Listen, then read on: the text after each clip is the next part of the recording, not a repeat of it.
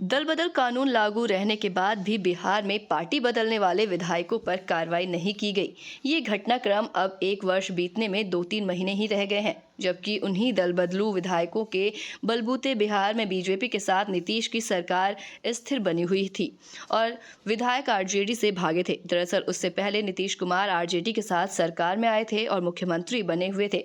दल बदलने के बावजूद अब तक उन विधायकों पर बिहार विधानसभा अध्यक्ष ने कार्रवाई नहीं की है। बिहार में विधानसभा अध्यक्ष बीजेपी की है। इसी मसले को लेकर बुधवार को महागठबंधन का एक प्रतिनिधिमंडल बिहार विधानसभा अध्यक्ष नंदकिशोर यादव से मिले और दल बदल कानून को याद दिलाते हुए उन दल बदलू विधायकों पर कार्रवाई करने का एक स्मारक पत्र सौंपा है। इस प्रतिनिधिमंडल में आरजेडी, कांग्रेस और सीपीआई के विधायक और नेता शामिल हैं। वहाँ पहुंचे हैं और हम लोगों ने याद दिलाई कि हमारे नेता प्रतिपक्ष और चीफ व्हिप मिलकर आपको पत्र लिखा था कि जिन हमारे दल के जिन विधायकों ने, चाहे वो राजद के हों, कांग्रेस के हों, उन विधायकों ने वो जाकर और जदयू या फिर आप कह लीजिए बीजेपी के तरफ जाकर बैठे, उनके खिलाफ व्हिप का खिलाफत भी किया उन लोगों ने। और आज तक उन लोग पर दल बदल कानून के तहत कार्रवाई नहीं, उनकी सदस्यता नहीं समाप्त हुई और पुनः आज हम लोगों ने स्मारित करने का काम किया है। उन्होंने कहा कि हम अग्रतर कार्रवाई कर रहे हैं, उन पर नोटिस गया है। मैं एक बात जरूर कहना चाहूंगा माननीय अध्यक्ष जी को आपके माध्यम से कि इस बार सदन चलने के पहले अगर उस पर कार्रवाई नहीं होती है तो फिर एक बार हम लोग हो हल्ला करेंगे, काम करेंगे और आवाज को बुलंद करने का काम करेंगे कि दल बदल कानून बना है, उसका उल्लंघन जिन लोगों ने किया है उस पर कार्रवाई अभी तक नहीं हुई है। हम बहुत दुखित हैं कि संविधान के अनुसूचित 10 का काफी खुला उल्लंघन किया गया है और उस पर कोई कार्रवाई नहीं की गई। तो आपने सुना दल बदल नीति जो है पार्लियामेंट में भी और असेंबली में लागू है और दल बदल नीति में स्पष्ट किया गया है कि कैसे लोग जो अपना दल छोड़ के दूसरे दल में जाते हैं तो उनकी सदस्यता जो है समाप्त हो जाएगी। हमारे दल से जो है 4 लोग जो है दल बदल किए और वो बजाबते पार्टी व्हिप का भी उल्लंघन किया और पार्टी में बिना इस्तीफा दिए वो जो है दूसरे दल का सदस्यता ग्रहण कर लिए और उस विधायक दल का वो सदस्य भी हो गए। तो इससे ज्यादा स्पष्ट मतलब नहीं दिखेगा कहीं कि साहब दल बदल कानून का जो है खुल्ला उल्लंघन किया जा रहा है।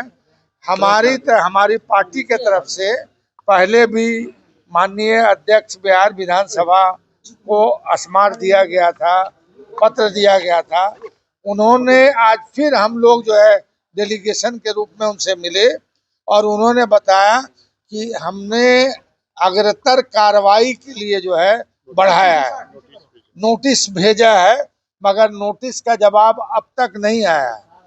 तो हमारा कहना है कि जस्टिस डिलेड जस्टिस डिनाइड। तो अगर जस्टिस देने में अगर लेट होगा तो इसका मतलब तो फिर अनुशासनहीनता जो है बढ़ती जाएगी और जो कानून बना हुआ है उसको अंगूठा दिखाएगा लोग। तो हम लोगों ने पुनः अनुरोध किया है और हम लोगों ने याद दिलाई कि हमारे नेता प्रतिपक्ष और चीफ व्हिप मिलकर आपको पत्र लिखा था कि जिन हमारे दल के जिन विधायकों ने, चाहे वो राजद के हों, कांग्रेस के हों, उन विधायकों ने वो जाकर और जदयू या फिर आप कह लीजिए बीजेपी के तरफ जाकर बैठे, उनके खिलाफ व्हिप का खिलाफत भी किया उन लोगों ने। और आज तक उन लोग पर दल बदल कानून के तहत कार्रवाई नहीं, उनकी सदस्यता नहीं समाप्त हुई और पुनः आज हम लोगों ने स्मारित करने का काम किया है। उन्होंने कहा कि हम अग्रतर कार्रवाई कर रहे हैं, उन पर नोटिस गया है। मैं एक बात जरूर कहना चाहूंगा माननीय अध्यक्ष जी को आपके माध्यम से कि इस बार सदन चलने के पहले अगर उस पर कार्रवाई नहीं होती है तो फिर एक बार हम लोग हो हल्ला करने का काम करेंगे और आवाज को बुलंद करने का काम करेंगे कि दल बदल कानून बना है, उसका उल्लंघन जिन लोगों ने किया है उस पर कार्रवाई अभी तक नहीं हुई है। हम बहुत दुखित हैं कि संविधान के अनुसूचित 10 का काफी खुला उल्लंघन किया गया है और उस पर कोई कार्रवाई नहीं की गई। आरजेडी, कांग्रेस, सीपीएम और जो है ना तीनों दल के लोग थे और सब लोगों ने इसी को बताया कि देश के अंदर संविधान है, दल बदल जब करता है तो उसके खिलाफ में अध्यक्ष को कार्रवाई करना होता है। लेकिन एक साल हो गया, बिहार विधानसभा देश का ये पहला सदन होगा जहां एक साल तक दल बदल करने वालों पर कार्रवाई नहीं किया है और बार बार स्मारित किया गया। अभी उन्होंने अध्यक्ष महोदय ने बताया है कि नोटिस किया है, नोटिस का जवाब आने के बाद हम कार्रवाई करेंगे। लेकिन मेरा मानना है कि कार्रवाई कब करेंगे?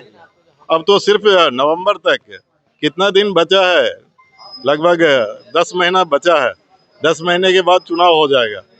तो ऐसा ना हो कि आप नोटिस करते करते जवाब देखते देखते आप टाल करके वहां पहुंचा दीजिए कि फिर चुनाव आ जाए, तो फिर आपके नोटिस का भी कोई मतलब नहीं रहेगा। इसलिए मैं मांग करता हूं कि अविलंब देश के संविधान की रक्षा की जाए। कानून में जो संवैधानिक बात जो लिखी हुई है कि जिन लोगों ने दल बदल किया है उनके खिलाफ कार्रवाई का प्रावधान है, उसके तहत कार्रवाई होना ही संविधान की रक्षा होगा। जो है ना आरजेडी, कांग्रेस, सीपीएम और जो है ना तीनों दल के लोग थे और सब लोगों ने इसी को बताया कि देश के अंदर संविधान है, दल बदल जब करता है तो उसके खिलाफ में अध्यक्ष को कार्रवाई करना होता है। लेकिन एक साल हो गया, बिहार विधानसभा देश का ये पहला सदन होगा जहां एक साल तक दल बदल करने वालों पर कार्रवाई नहीं किया है और बार बार स्मारित किया गया। अभी उन्होंने अध्यक्ष महोदय ने बताया है कि नोटिस किया है, नोटिस का जवाब आने के बाद हम कार्रवाई करेंगे। लेकिन मेरा मानना है कि कार्रवाई कब करेंगे? अब तो सिर्फ नवंबर तक कितना दिन बचा है, लगभग 10 महीना बचा है। 10 महीने के बाद चुनाव हो जाएगा। तो ऐसा ना हो कि आप नोटिस करते करते जवाब देखते देखते आप टाल करके वहां पहुंचा दीजिए कि फिर चुनाव आ जाए, तो फिर आपके नोटिस का भी कोई मतलब नहीं रहेगा। इसलिए मैं मांग करता हूं कि अविलंब देश के संविधान की रक्षा की जाए। कानून में जो संवैधानिक बात जो लिखी हुई है कि जिन लोगों ने दल बदल किया है उनके खिलाफ कार्रवाई का प्रावधान है, उसके तहत कार्रवाई होना ही संविधान की रक्षा होगा। एएनएम जीएनएम का स्कूल तो था, नर्सिंग कॉलेज बिहार में नहीं था। पहला नर्सिंग कॉलेज खोलने का लाभ, मैंने उसका श्रेय मुझे जाता है। जो मैंने पहले 2 नर्सिंग कॉलेज खोले, जिसमें एक आईजीएमएस में खोला मैंने और एक ये कुर्जी में जो अस्पताल है उसमें खोला है। उसके बाद तो उसके बाद तो जो विकास का दौर बढ़ता, मैं तो 2.5 साल केवल था। उसके बाद जो स्वास्थ्य मंत्री वगैरह आए, मंगल पांडे आए, बाकी लोग आए। अब तो हर मेडिकल कॉलेज में नर्सिंग कॉलेज है। अब तो हर प्रकार की सुविधा लगातार बढ़ती जा रही है। अरे भाई याद करिए, आप पहले के अस्पतालों के अंदर पहला काम क्या किया था माननीय मुख्यमंत्री जी? क्या कहा? नैनसोर जी, दवाई के लिए, दवाई का तो बात छोड़ दीजिए, वहां तो अंधेरा रहता है, कागज का टुकड़ा नहीं रहता है पूजा लिखने के लिए। पहली व्यवस्था करिए साफ सफाई का, दूसरी व्यवस्था करिए लाइट का, तीसरी व्यवस्था करिए दवाई का और चौथा डॉक्टर के रहने का।